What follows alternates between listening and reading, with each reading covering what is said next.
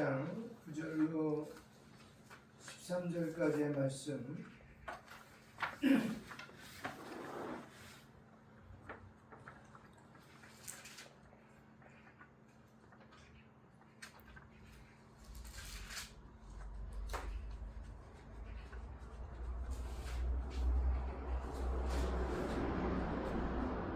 같이 보겠습니다. 같이 합니다. 그러므로 너희는 이렇게 기도하라. 하늘에 계신 우리 아버지여, 이름이 거룩히 여김을 받으시오며 나라가 임하시오며 뜻이 하늘에서 이루어진 것 같이 땅에서도 이루어지이다. 오늘 우리에게 일용할 양식을 주시옵고 우리가 우리에게 죄지은 죄를 사하여 준 것 같이 우리 죄를 사하여 주시옵고 우리를 시험에 들게 하지 마시옵고 다만 악에서 구하시옵소서. 나라와 권세와 영광이 아버지께 영원히 있사옵나이다. 아멘. 네, 계속 하고 있습니다. 저희가 신학교 다니면서 공부하는 것 중에 하나가 교리를 배웁니다. 그냥 기본적인 거예요. 다시 말하면 교회를 이루는 근간을 배우는 거예요. 그게 이제 신론부터 시작해서 마지막 어떤 분들은 이제 내세론이다라고 하는 분도 있고 어떤 분은 종말론이다라고 하는 분도 있는데 하여튼 내세론까지 쭉 줄기차게 나갑니다. 지금 우리가 앞에서 여러 가지를 했어요. 그죠? 신론 했고요. 기독론 했고요. 그 다음에 교회론 했고요. 인간론 했고요. 오늘부터는 성령론을 같이 하도록 하겠습니다. 뭐든지 3번씩 나갑니다. 그러니까 잘 기억하시고 해서 마지막에는 주기도문을 우리가 그냥 읽는 거, 주문한 것처럼 보는 것이 아니라 이 안에 주기도문 안에 엄청난 신학과 신앙이 담겨져 있구나. 결론은 예수 그리스도께서 우리에게 가르치고자 하던 신앙의 총체가 어디에 들어있는 거예요? 주기도문 안에 들어있다는 거예요. 그냥 우리는 막연하게 하늘에 계신 우리 아버지 아니면 예배의 끝에 드려지는 기도문이 아니라 이 기도문 하나하나 속에 하나님의 마음, 유일하신 성자 하나님의 마음, 성령 하나님의 마음이 담겨져 있다는 거예요. 그것을 통하여 우리가 믿고자 하는 것을 구할 때 그분의 이름으로 저희가 살아가고 있음을 봅니다.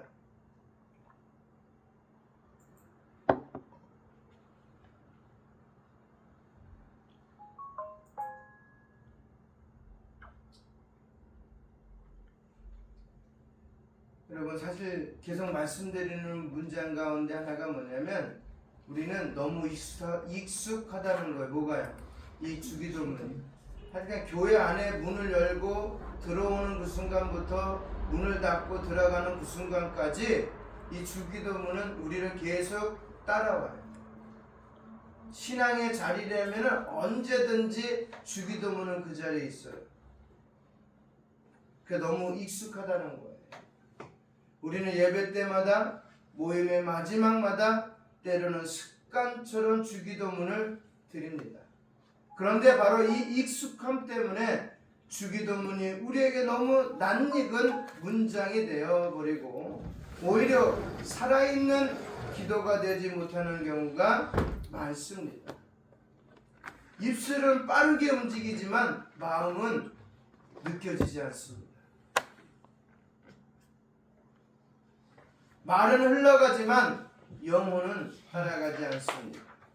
하늘에 계신 우리 아버지라고 하는데 실제로는 하나님은 멀게 느껴져요. 나라가 임하시오며 라고 하는데 실제로는 내 뜻이 더 중요합니다. 뜻이 이루어지다 라고 하는데 실제로는 하나님의 뜻보다 내 계획이 앞섭니다.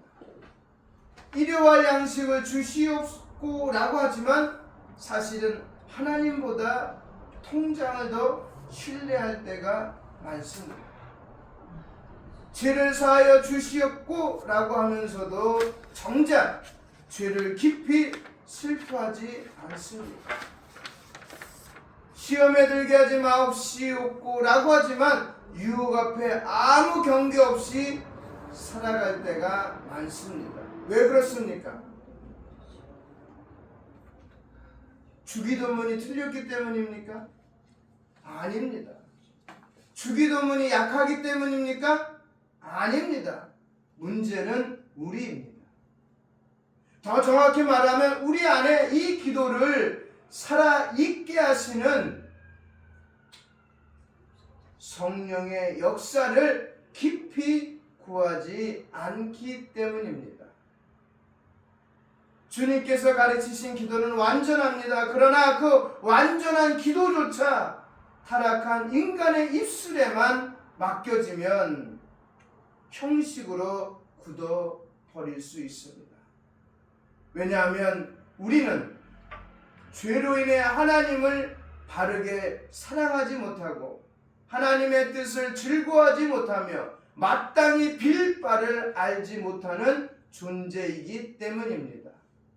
그래서 주기도문은 단지 외워야 할 기도문이 아니라 성령 안에서 배워야 할 기도입니다. 누가복음 11장을 보십시오. 예수님은 먼저 주기도문을 가르치십니다. 그리고 그 뒤에 뭐를 하라고요? 구하라, 찾으라, 문을 두드리라고 말씀하십니다. 그 다음에 결론은 무엇입니까? 하늘 아버지께서 구하는 자에게 성령을 주시지 않겠느냐라고 하십니다. 이것은 우연한 연결이 아닙니다. 주님은 마치 이렇게 말씀하시는 것입니다. 내가 너희에게 기도를 가르쳐 주었다. 그러나 이 기도를 진짜 기도로 살게 하시는 분은 성령이시다. 그러므로 기도를 배우는 자는 성령을 구해야 한다는 것입니다. 이것이 참으로 중요합니다. 오늘날 많은 사람들이 성령을 자꾸 다른 방식으로만 이해합니다. 어떤 이는 성령을 단지 특별한 체험을 주시는 분으로 생각합니다. 어떤 이는 성령을 감정을 뜨겁게 하시는 분으로만 생각합니다. 어떤 이는 성령을 기적과 능력의 표지로만 이해합니다. 그러나 성경은 성령을 훨씬 더 깊고 넓게 증언합니다. 성령은 우리를 그리스도께 붙이는 분이시며 우리 안에 양자의 영을 부으셔서 하나님을 아버지라 부르게 하시는 분이시며 연약한 기도를 도우시며 육체를 따라 살지 않고 하나님의 뜻에 순종하게 하시는 분이십니다. 다시 말해 성령은 단지 강한 체험을 주시는 분이 아니라 하나님의 백성으로 하여금 주기도문을 살게 하시는 분입니다. 개혁주의 신앙은 바로 이 점을 매우 선명하게 붙들어 왔습니다. 성령은 말씀 밖에서 제멋대로 역사하는 분이 아니십니다. 성령은 언제나 그리스도를 영원하게 하십니다. 할렐루야. 성령은 말씀을 언제나 밝히십니다. 성령은 언제나 죄를 깨닫게 하시고 성령은 언제나 회개하게 하시고 성령은 언제나 순종하게 하시고 성령은 언제나 하나님 중심으로 살아가게 하시는 분이 제3위 되는 성령 하나님이십니다. 그래서 참된 성령 충만은 소란보다 순종으로, 자기 과시보다 거룩으로, 감정의 폭발보다 하나님의 뜻에 복종하는 삶으로 나타납니다. 오늘 우리는 이 진리를 붙들고 성령론을 살펴려고 합니다.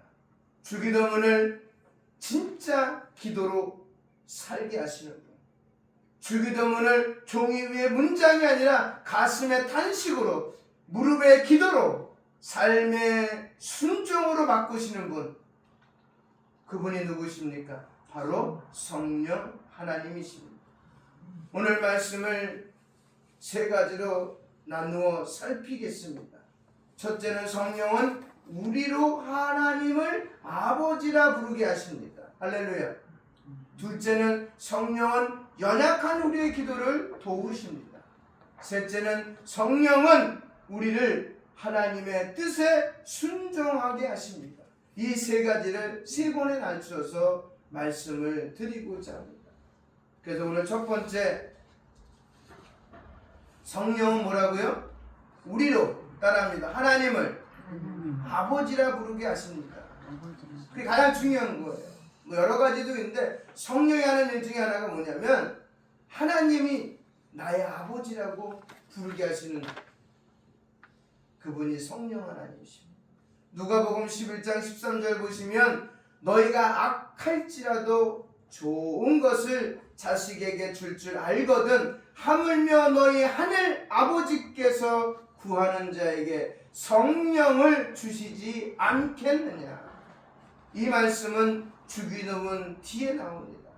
예수님은 기도를 가르치시고 구하게 하시고 찾게 하시고 두드리게 하신 다음에 결국 하늘 아버지께서 주시는 가장 큰 선물이 무엇인지 말씀하십니다. 그것은 건강도 물질도 형통도 아닙니다. 그것들은 필요할 수 있습니다. 그러나 가장 깊은 차원에서 하나님 아버지께서 자기 자녀에게 주시기를 기뻐하시는 최고의 선물은 뭐예요? 성령입니다. 이것이 왜 중요합니까? 왜냐하면 주기도문 전체의 문이 여기에서 열리기 때문입니다. 성령은 단지 기도에 덧붙여진 부산물이 아닙니다. 성령은 기도의 시작점입니다. 그러기에 기도의 시작은 기술이 아니라 관계라는 거예요. 할렐루야. 우리 자꾸 기술을 배우려고 그래요. 기술이 아니에요. 엄마와 아빠와 자녀 사이에 기술이 필요합니까? 관계가 필요합니다. 많은 사람들이 기도를 배울 때 먼저 방법을 묻습니다. 어떻게 기도해야 합니까? 무슨 순서로 기도해야 합니까? 무슨 말을 해야 합니까? 얼마나 오래 해야 합니까? 물론 그런 질문이 필요할 수 있습니다. 그러나 예수님은 기도의 첫 문장에서 방법보다 더 깊은 것을 먼저 가르치십니다. 하늘에 계신 우리 아버지. 기도의 시작은 기술이 아니라는 거예요. 기도의 시작은 뭐예요? 관계입니다. 하나님을 아버지라 부를 수 있는 관계, 그 관계가 먼저예요. 일반적인 종교에서 신을 아버지라고 불러요? 난 아버지라고 부르는 종교를 한 번도 본 적이 없어요. 책에서도 본 적이 없어요. 근데 부르는 종교는 기독교밖에 없어요. 책에서 기독교적인 서적에서도 하나님을 아버지, 관계적인 측면에서 먼저 열고 들어가더라고요. 할렐루야.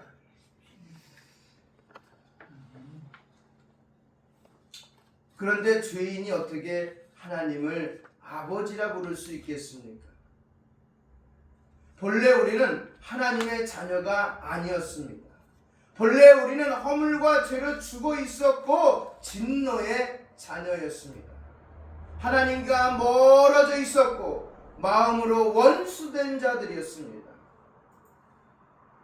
그런 우리가 어떻게 감히 거룩하신 하나님을 향해 아버지라고 말할 수 있습니까? 오직 그리스도 안에서 그리고 성령으로 말미암아 가능한 것입니다. 로마서 8장 15절 한번 같이 읽어볼까요? 로마서 8장 15절 우린 기억해야 됩니다. 로마서 8장 15절을 로마서 8장 15절 신약성경 249쪽이에요. 로마서 8장 15절.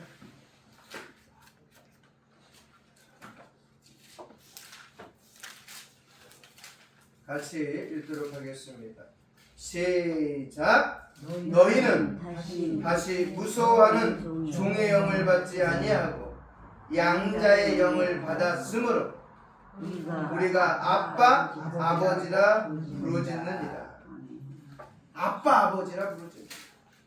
여기서 바울은 매우 분명하게 말합니다. 우리가 하나님을 아버지라 부르는 것은 단지 교리 지식을 배웠기 때문이 아닙니다. 우리가 예배 습관을 익혔기 때문도 아닙니다.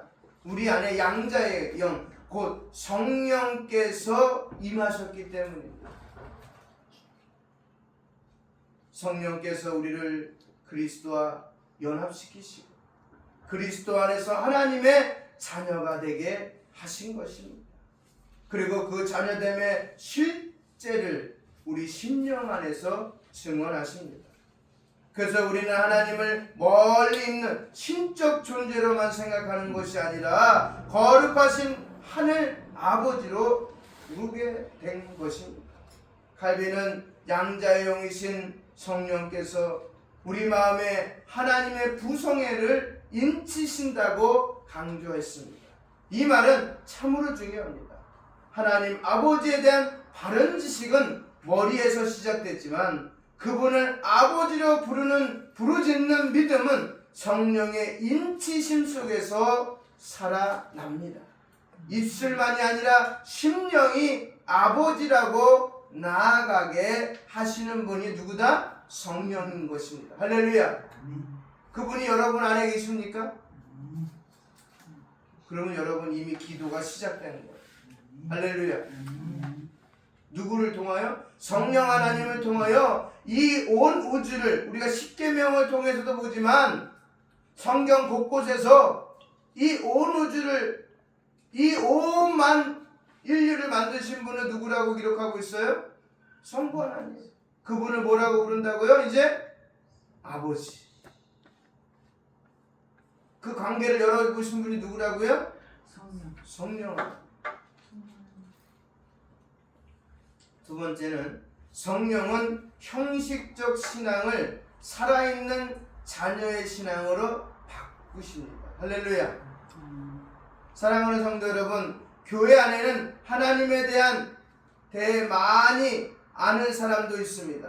교리도 압니다. 성경 구절도 압니다. 주기도문도 외웁니다. 그런데 실제로는 하나님을 아버지로 누리지 못하는 경우가 많습니다. 입술로는 아버지라고 하는데 마음은 여전히 고아처럼 살아갑니다. 항상 두려움 속에 있고 항상 스스로를 증명하려 하고 항상 하나님 앞에서도 은혜보다 성적표를 들고 서려 합니다. 이만큼 했으니 하나님이 나를 받아주셔야 합니다. 이렇게 못했으니 하나님이 나를 멀리 하실 것입니다. 라는 성적표를 갖고 있다는 거예요. 이런 식의 종교적 불안 속에서 살아가고 있다는 겁니다. 그러나 성령께서는 우리를 종의 영 아래 두지 않으십니다. 성령께서는 우리를 자녀의 자리로 이끄십니다. 물론 이것은 값싼 친근감이 아닙니다. 하나님은 여전히 거룩하시고 우리는 경외로 나아가야 합니다. 그러나 그 경외는 쫓겨날까봐 떠는 공포가 아니라 사랑받는 자녀의 떨림입니다. 성령께서 오시면 하나님이 멀게만 느껴지지 않습니다. 성령께서 오시면 하나님을 향한 마음이 열려집니다. 성령께서 오시면 단지 신이 계시다 수준이 아닙니다. 하늘에 계신 우리 아버지라는 고백이 살아납니다. 할렐루야. 이것이 바로 성령의 형식이 아니라 우리를 자녀로 이끄신다는 증거이신 겁니다. 세 번째, 성령은 자기 중심의 마음을 하나님 중심으로 돌이키십니다. 여기서 꼭 기억해야 됩니다. 성령께서 우리로 하나님을 아버지라 부르게 하신다는 것은 하나님을 내 욕망을 이루는 수단으로 쓰게 하신다는 뜻이 아닙니다. 아버지라 부른다는 것은 동시에 복종을 포함합니다. 참된 자녀는 아버지를 이용하지 않습니다. 아버지를 사랑하고 신뢰하며 그의 뜻에 순종하려 합니다. 그러므로 성령께서 우리 안에 역사하시면 기도가 자기 중심의 요구만 나열하는 자리가 아니라 하나님을 영화롭게 하고 하나님의 뜻을 구하는 자리로 바뀐다는 것입니다. 성령은 우리를 하나님 중심으로 돌이키십니다. 그래서 주기도문이 이름이 거룩히 여김을 받으시오며 나라가 임하시오며 뜻이 하늘에서 뜻이 이루어지이다로 시작되는 것도 바로 이 때문입니다.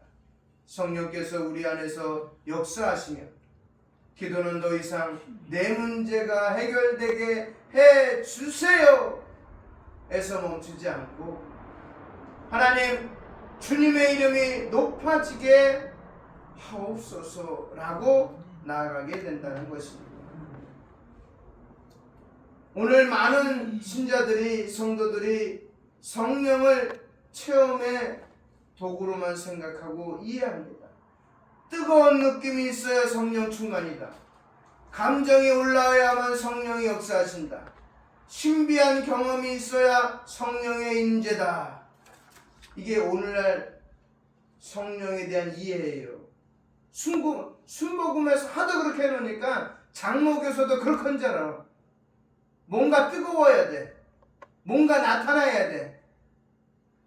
뭔가 만져줘야 돼. 그러지 않으면 성령 충만하다고 모르는 거예요.